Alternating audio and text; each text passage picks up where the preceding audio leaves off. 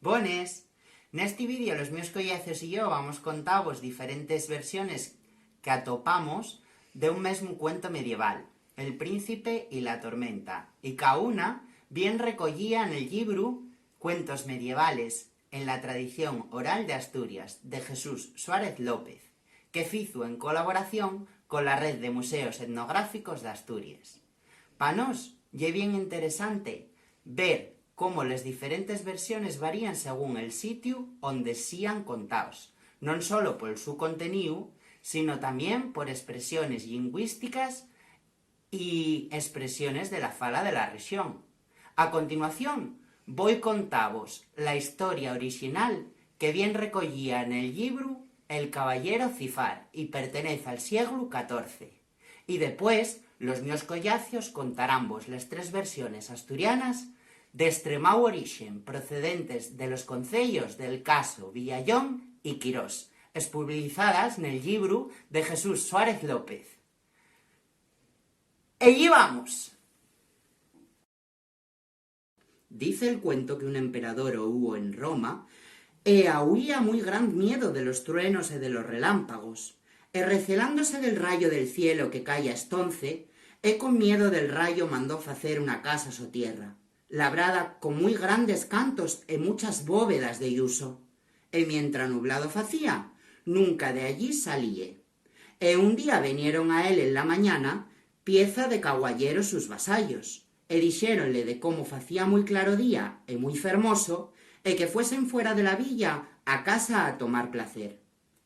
E el emperador cabalgó e fuese con los caballeros fuera de la villa. E él, seyendo fuera cuanto un miguero, vio una nuecilla en el cielo, pequeña, e cabalgó en un caballo muy corredor para se ir a aquella casa muy fuerte que ceciera so tierra.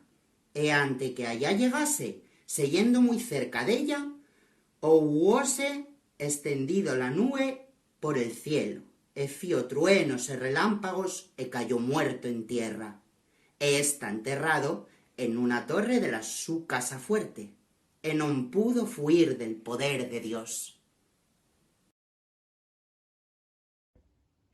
Era un príncipe que leyeron el signo y daba el signo de ser matado a tal día y a tal hora, pero un rayo.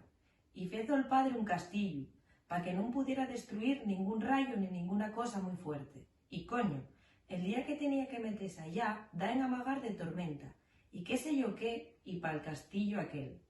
Y allí non quiso, que si la debía, que la pagaba donde él quiera, que allí, que encerrado, que no quería morrer.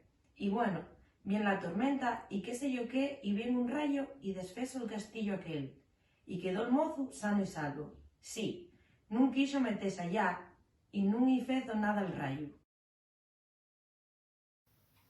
Yo tengo sentido uno que decía el sino que tenía un hijo y que iba a morir, que al día que iba a tronar y que lo mataba un rayo. Y el padre, por defenderlo, pues hizo un horno de zinc para meterlo allí aquel día. Y el hijo, pues no quiso meterse en el horno. A lo que Dios quiera, yo a campo libre. Y pasó el rayo por el horno, y el hijo tuvo a campo libre, y no y pasó nada. Y si está en el horno, pues mataba los rayos. Y otra vez, otro que hubiera nacido con el signo de que lo iba a matar un rayo. Y decía día y hora. Y decían y los pais, que yeren ricos, pues vamos a construir un castillo. Y el día que venga la tormenta, méteste en el castillo y...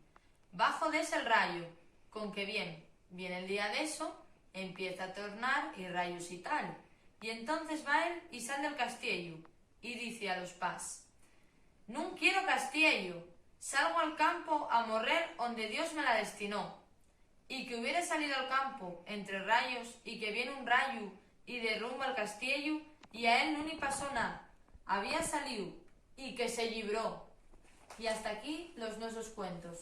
Esperemos que vos prestare y collorín collorao estos cuentos acabáronse. Aplaudís si vos gustó.